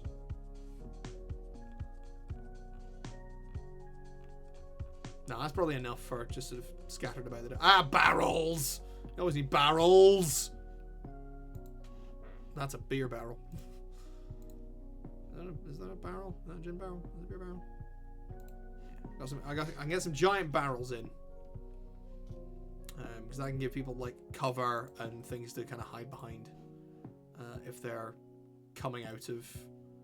If they're taking a more stealthy approach. So there's some big barrels there. Yeah. So it makes the battlefield more interesting. I don't think we need to put anything particularly... Any real props into the core rooms. No. I think they're good as they are. Yeah, because they'll be kept clear anyway, because, you know... Yeah, exactly. You wouldn't want too much clutter. Although I do like the idea that the one that's got the 5 Kaiser Seahorses in it, that they're like sat at a table playing cards. I was just thinking, yeah, they've been sitting playing poker the entire time. Yeah, why not? It doesn't matter that we've been all hands at battle stations assaulting a... Yeah, I'm gonna put a little table. Yeah. Give me a table. You know what? If I were ever going to run... Sorry, I was looking at the Arcane Archer because I love the concept of the Arcane Archer, but I think the execution's garbage. I think most people agree on that. Yeah, there's a... And I was looking at it and I'm like, the thing I think is the worst about it is that you only get 2 uses of your Arcane shot per short rest or long rest. You only get to use your, like, subclass ability. And it doesn't increase. Tiny... It doesn't scale at all. That's the thing that makes it shit. At all. So stupid. I'm like, I would just abolish that. I'm like, nah. Because, you know, a fighter's whole thing is the number of attacks it gets to make in a turn. So, like, you get to use an arcane shot once, you know, on your first attack. I mean, there you go. I'm not sure I would actually limit it. That's my point. I'm like, well, I mean, I think limit it if you're going to say, like, you know, once, or I think either make it like a vast expendable resource. Fuck it, make it similar to like a paladin's lay on hands. If you do it, or like, tell you what, okay, do it as a. You can do it X many times per use of the attack act, like per turn. Use it X many times per turn, because then you can't break it with action surge, and have that scale up. As you're going up, because that might be an idea. Alternative. Tie to proficiency bonus. You agree a limit to the number of. That's good. I'm gonna say. Agree a size of quiver with your fighter. Nope. You can use as many times you like, but you only get this many arrows, and then you have to get in close. Because that comes down to a lot of. Yeah, It's resource management. It is, but a lot of campaigns don't do that. For example, I haven't been doing that with you guys. No, you would need to, and I would only do it if I, with something like an arcane archer. Yeah, sorry, my brain is in the. How would we rebuild this subclass to make it not shit? I mean, I'm trying to not rebuild it. I'm trying to change one thing to make it not shit. Honestly, like I think change the number of uses.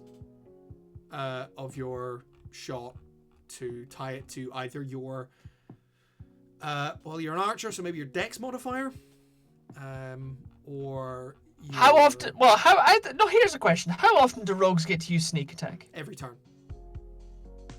Then you get the same as rogues. Rogues. You're not getting a weapon that's as powerful as sneak attack. It doesn't scale anywhere near as. Sneak attack can only so proc once per turn then. Rogues never get a second attack. Do they never get a second attack? Rogues don't get an extra attack. They never have a reason for it. Every other class gets their extra attack. Fair, because they kill everybody in the first hit. Well, exactly. Rogues get, and also because it can't. There are some subclasses that can do other attacks, like the soul knife can do an extra attack with its psychic blades. That's like an extra D4. So that's like a little bit of extra damage. And I think the scout's capstone ability, I think, gives you a second attack as a bonus action that can trigger sneak attack specifically. That's cool. So there's that, and of course there's things like the Phantom where they can take half their sneak attack dice and smack someone else with them. Someone else within 30 feet. So there's ways around it, but 9 times. Because I'm thinking, like, obviously, don't get it. Yeah, sneak attack procs every turn, once a turn every turn. Reckless attack on your first attack every turn, but there's obviously a downside. Reckless attack affects every attack you make, but you have to decide it on your first attack. Really? I thought Yes. it was just the first attack. It's weirdly worded, but you decide it when you make your first attack, but it affects every attack you make. I'll look that up. That's kind of bitching. Yeah. That Yeah, no, it's very much really explains good. why. It's the reason Explains why a barbarian fighter is great. Yeah. And also, Yeah, barbarian especially if you're doing champion fighter, where your crit range increases. When you make your first attack, you decide to attack Rex. Doing so gives you advantage on melee weapon attack rolls using your strength during this turn. Yeah, that's fucking. It's weirdly weird, man. worded because it's like, wait, you can't go normal attack then reckless attack. No, You have to go all in. all in, Yeah. which is entirely, I think, the way. Yeah, it very much fits, and it's Yeah. the reason why reckless attack is the most balanced feature in all of D&D. It's like all your attacks are advantage, all attacks against you are disadvantage. Sorry, Yeah. are at advantage. It's the exact same trade. Anyway, I've put the little table. Yeah. I've put the little table in. Aye, I said the alternative would be even running it the same way you would like a half caster. So I'll do it like the ranger. Well, the arcane, instead the of- arcane archer. Yeah, but instead of doing like the slots for spells, you're doing it for arrows. I mean, at that point, just to keep it in line with the rest of being a fighter, would maybe take the table from the Eldritch Knight. Yeah, that's kind of what I'm thinking, because it's a half caster essentially. Quartercaster. Quarter caster, sorry. The Eldritch Knight and the Arcane I didn't Trickster even are know. the quartercasters. Are the two quarter casters? Yep. They never. Yeah. They dream of 5th level. I don't need it. And also, despite the way I've been running it in our campaign, each of them can only take from 2 schools each of magic. I knew that the Eldritch Knight had like limits on like the types of, and I don't know Evocation and why I Abjuration. knew that, but Evocation and Abjuration, because they're the sort of the most Yeah. warlike spells. yeah. I didn't know Arcane Trickster had limits on what schools it could take from. Illusion and Enchantment. Hey. Yeah, it makes the most sense. Yeah. But also, it's like, it's the reason why Ella's rogue was like, hey, can I learn Fireball? And I went, yeah. But also, to be fair, Why if you're a not? rogue, you get Shadow Blade. If you're an Arcane Yes. Trickster, you can learn Shadow Blade. And Shadow Blade And is Shadow the Blade is- best spell for rogues, because holy fuck, it's a finesse weapon that does psychic damage that you can throw. It's beautiful. It's badass. You don't ever get to upcast it, but still. No. This is one of those But spells. still! It's one of those spells that the effect only increases with every 2 spell levels. Yeah. Well, it starts at 3d6, doesn't it? 2d8, 2d8. It starts at 2d8. which is better than Oh. any weapon in the. It's better than any weapon. Yes. Outside, yeah. psychic Yeah, because I was damage, going to which say not a lot the of things have greatsword does 2d6. The greatsword or a maul does 2d6. And again, it's psychic damage, which a lot of things do not have resistance to. Fucking mind flayers don't have resistance to psychic damage. That's still funny. Blows my fucking mind. Anyway, Arcane Archer is one of the ones coming to Baldur's Gate 3, and I hope they fixed it, because they fixed a lot of things. I hope they fixed it, because I would love. I am. I'm a basic bitch, man. I'm a sucker for a gallant archer, man. Yeah. I'm just like. That was my second no, character on Baldur's Gate. I thought Legolas was the coolest shit when I was a kid. Yeah, like my second character on Baldur's Gate 3 was very much kind of a bit like a gallant archer type, because I was a ranger with the folk hero background. Cute. And I was a Githyanki. So basically, like my backstory for this character, who was Sir Rulian Thornwild, who had this tattoo of blue rose on his neck. Catch the pun name. Sir Rulian. Yes. Okay. It was bad. It was bad, but I'm I not really liked acknowledging it. Was like he was like as a young Githyanki, he was out on patrol, so first time on patrol with his crash, and they came across this village that was being looted by bandits, and everyone else and all the others went, "They're not our fucking problem." To which he went, "Yeah, but dickheads being dickheads."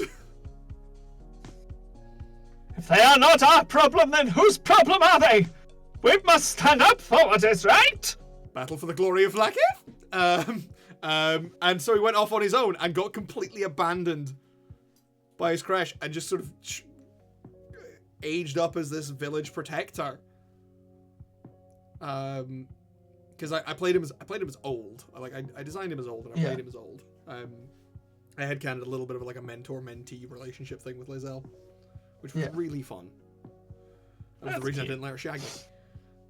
Hey! Because I like, no! You are a child! And I was like, no, kid, we ain't doing that. Especially because I reclassed her as an Ancient's Paladin. It's a whole nature thing. Nice. And she makes a really good paladin! She makes a really fucking scary paladin! I'm glad. Yeah, man, Baldur's Gate 3, I had a great time with it. That was the playthrough I did mods on. Yeah. What mods did you do? I'm very curious. I think it was just the level 20 mod I did. And an expanded spell list mod. That went with it. I'm not gonna lie. I feel like the first thing I would do would be playable races because I'm you know, There's I'm a less sucker of for them, wanting but to they play do as. exist. And I want. Yeah. I don't know how well that will hold up with multiplayer. If that'll be allowed. Probably not. Probably hold up terribly. Well, they did introduce the official mod support before they did this, so.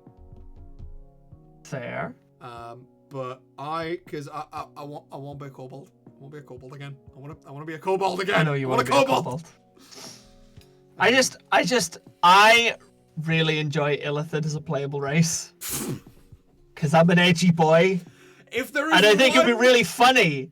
It'd be really funny in Baldur's Gate 3 if you're playing as an Illithid who's broken away from the like.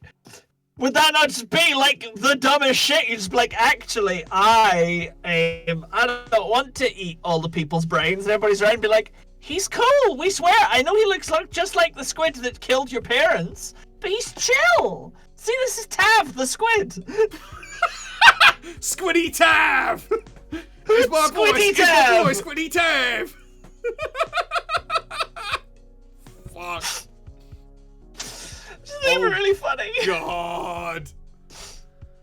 I mean, I can always do worse. I can always try and recreate Titus Edge, the edgiest boy to ever edge. Don't you fucking dare. I mean, I couldn't because I wouldn't be able to get the two. I wouldn't be able to get the two characters in one body thing. I wouldn't be able to. I don't imagine that they have, you know, not bipolar, fucking schizophrenia support. Well, you say that. Kinda?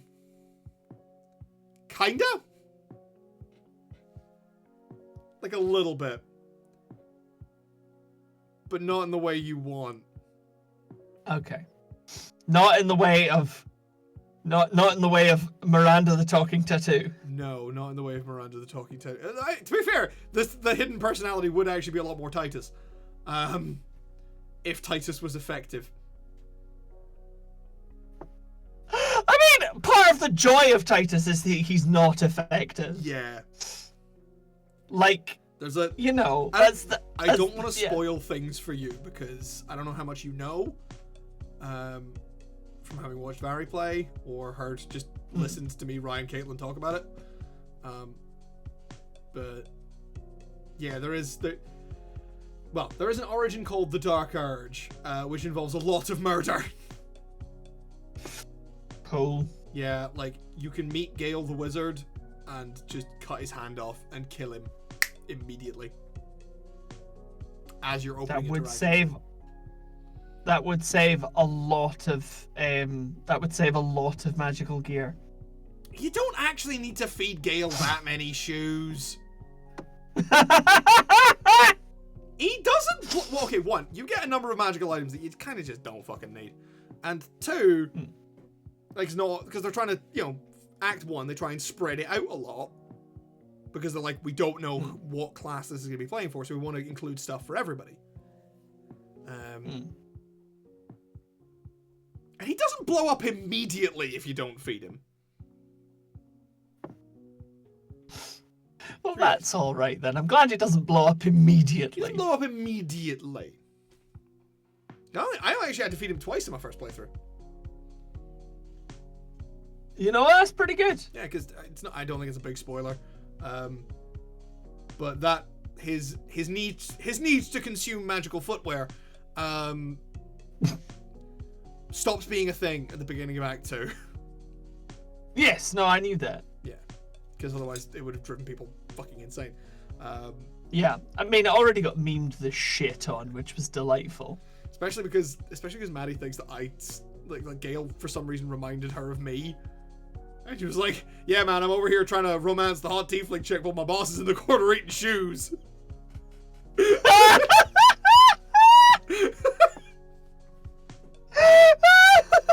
think it's the hair. I think it was the hair I was at that point. Oh. Yep. Oh, man. I personally, I really like this, like, there's like a TikTok or whatever, going around, and it's like, like, I finally played the game you recommended. Oh, what do you think of him? Like, oh, I love him. He's so cozy and warm. She's like, what? Yeah. Who are you talking about? Talking about Gale. Who are you talking about? Like, what do you mean you love Gale and not Astarion? And I'm like, she's like, I'm you know what? I've done with edgy twinks who are purely about ruining your life. Yeah. I want cozy and warm and loving and caring. I want a constructive person in my life. It's like how I've done edgy shithead bitch. I don't need that in my life anymore. It's a little bit like how in my first playthrough when like Garen originally went before I started playing the game, I went, I think I know who you're gonna romance. I went, oh yeah? And then he described Karlach to me and I went, yeah, that probably makes sense. And then I romanced Shadowheart my first playthrough. Because hot goth girl with religious trauma. What more do you want from me? And also she's really sarky. You mean realistically you just wanted a big titty goth GS? No. It was the religious trauma that sealed it for me. And the snarkiness. It was the snark more than anything else. Let's be real here. Like my first, it was really funny because the way I headcanoned my first party, it was me being my little gnome monk self, my little lesbian gnome monk, shacking up with Shadowheart, but I had, like, my main party was then Karlach and Gale, and of course Gale will try and put the moves on you like immediately. It's just but he does it in a kind of respectful way. But if you handle it wrong, he'll get a bit pissy if you say no in the wrong way. So I kind of just imagined it as Gale being like the lovesick dude who's not gonna get it, and Karlach just sitting next to him at the bar, being like, "There, buddy, there." Just Karlach's my best friend, just being like, there, soldier. Don't worry about it, mate. You'll get to tap something sometime. It's not just a shoe. It's like we all know you're on rebound from a god. I will never stop talking about how much I love the fact that all of the characters in Baldur's Gate 3 are kind of takedowns of their like class stereotypes. Yeah. Because Shadowheart is a cleric. Gale's a wizard who's a dumbass. Pardon? So Gale's a wizard who's a dumbass? Gale's not only a wizard who's a dumbass, he's a wizard who fucks. Fair. Very explicitly, he is a wizard who fucks. Okay. Will is a warlock with a paladin's backstory. Like dead ass. Like paladin backstory on a warlock. Works. Lae'zel shucks the fighter trend by being the most interesting character in the game. Because the stereotype about fighters is that they're boring. Fighters aren't boring. You're boring. You are boring, my fighter. Yeah. He already attacked 3 turns and he's waiting for you to do something interesting. I'll never go over to that Tumblr post that was just like, yeah, I'm playing a human fighter. Fair enough. Okay. Well, you meet this guy. You're talking to him. Is he human? Yeah. Oh shit. Go time. Let's go. I fight him. Playing a human fighter. I fight you. Absolutely. Yeah. Karlach is a barbarian who is a big fucking teddy bear. Like, she is friendly and warm and nice and lovely. Fucking. I think, okay, the only one that does kind of conform to a stereotype is Halsin. I was about to say, because he's a furry. I feel like, yeah, he's a furry who's very in touch with nature. But there are 2 druids in the campaign, and the other one is very much not that. Cool. Because you do meet Jaheira later, and Jaheira is the best. I love Magic Grandma. We all love Magic Grandma. I love Magic Grandma. She's great. Magic Grandma is a great trope. Yeah. I love Magic Grandma, and I love Dumbass Ranger. But yeah, so you have all of them are. I mean, even Astarion, who seems like your default edgy rogue. You're very edgy rogue. Is like, no. He's not gonna his backstory isn't really edgy. It's really sad, and yeah, it's full of trauma, but he's just really sad. He's really sad most of the time, and the majority of the way he behaves is very bard-like as opposed to very rogue-like. Yeah. I mean, that was the impression I got initially, was I had assumed he was a bard. No, he's a rogue. He does make a good bard, though. Yeah, that's... I did... Fair enough. Oh, I did Will as a warlock swords bard. Swords bards are a little different. Did you have fun? In Baldur's Gate 3, and fun.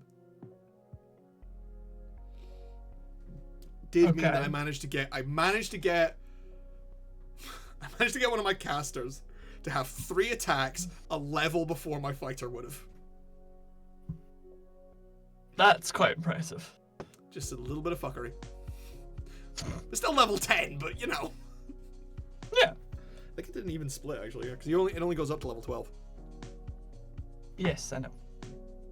Which does suck a little bit because there is I did spend a lot of time on my first playthrough just being level 12 and being like, yeah, I want more. I want the big boy features. I want 7th level spells. Well, say now that you've played with up to 20th level, how was it? Really enjoyed it. The problem was the 20th level mod, because a lot of the 20th level content doesn't exist. Basically what it was you can get up to level 20, but you have to multi-class. Okay. I mean, I don't hate that. It made for some really interesting builds because I had to think about what am I putting in every one? Yeah. Obviously everybody's got to have a little bit of something else. Yeah. I can't remember. I think I did a bit of rogue for my ranger because the cunning action's really useful. If you're a ranger, especially if you're a ranged ranger. Because being able to disengage as a bonus action is absolutely a feature that rangers should have. Yes. Because, hey, if you're fighting at range and a lot of your abilities are designed to be used at range, you should be able to book it. Anyway, we have ranted about this long enough, and to be honest, I think we've actually gotten this floor of the dungeon pretty much done. I mean, yeah, and this was the main thing, and it's now 10 o'clock, so actually... I think we've waffled sufficiently. Yeah, I know I went to 11 last week with the FTL thing, And Chris and I could absolutely sit and chat about this for another hour, but we shouldn't because we both got shit to do in the morning. No. Yeah, I was gonna say we working. Yeah, we got jobs to do, money to get, bosses to interrogate. That was a foolish decision to have jobs and money. I know. Anyway, thank you very much for joining us. You can find us here every Monday night. We will be here next week, although next week might be our last stream of the... Yeah, next week is going to be our last stream of the year. Because Christmas! Because Christmas is happening, because like after that would be the 23rd, and after that it would be the day before New Year's Eve. And fuck that. Pretty much. So next week will be our last stream, and we will be talking... We actually have a plan for this one. Ish. We will be talking about kind of what we're going to be doing going forward, and maybe talking a little bit about what the year has been like. Yeah. A little bit of a retrospective, a little bit of a look forward. Yeah, because you know, because we're original. It's the end of the year. It's mandatory. Yeah. If you want that, you can find us here on Twitch, twitch.tv/TheBrothersHoney, or you can find all of our previous streams on YouTube. That's The Brothers Honey on YouTube, all one word. You can find me on Twitter at JonathanHoney4, where I do sort of like daily pictures and do the announcements for these things. You can follow my games company, Ald Alliance Games, at AULD_games on Twitter, Facebook, Instagram, LinkedIn, and Blue Sky now. We're on Blue Sky. Yep. But we couldn't leave Twitter behind because there's shit there that we need, despite the fact that it's run by a cunt. You can find Chris on the internet at Chris Honey Actor on Instagram. He is doing things. Are you doing things at the moment? I am doing things. So, and I did it. I let it slip in my last post, but we are going back to the Glasgow Comedy Festival this year. Woo! And hopefully doing a couple of other festivals throughout the year. And God damn it, I think we're probably going to have to, launch the theatre company social media. So Jay's not going to be the only one with some, pain in the ass handles to keep a track of. Me too now. Yay. Me too. You have to announce your own goddamn handles. I am going to have to announce mine. So come find me at Chris Honey Actor on Instagram, and don't bother with Facebook. I still have a Facebook page and I've just not binned it. But I don't do anything there. I'm very boring. Instagram's fun and easy, and I like it. So, I'll try and get you on Blue Sky, where all the refugees from Twitter are hanging out, and it's like Twitter but without the Nazis. You know what? We'll get there, but I ain't gonna run it. Someone else can fucking run it. Very fair, man. That's very fair. Yeah. It's the one lesson I learned on social media marketing: pick the platforms you can be fucked with. Yes, indeed. I think that's us. I did say it last week, but all of our previous D&D content, all of our classes, and all of the monsters, except the whale, except the stuff we've done for Fortress Whale, because I wanted to do that when it was all finished, is now up on my Patreon for free. That's patreon.com, Jonathan David Honey, or is it just Jonathan Honey? Search for the one with the guy with a kilt and an axe. I know you. Patreon is just Jonathan Honey. Yeah, just Jonathan Honey on Patreon. All of our previous D&D stuff is up there, and it will go up there now because I've gotten a handle of the PDF thing, so that it'll go up there. You can just look at them there, or you can download them as PDFs. It's all good. We're there. We're happy. Hey, look at that! We did a thing. Finally did a thing. That's been taking me months to get around to doing that, but I finally fucking did it. I'm very proud of you, to be fair. And yes, we'll be back next week. Bye! We will. Bye!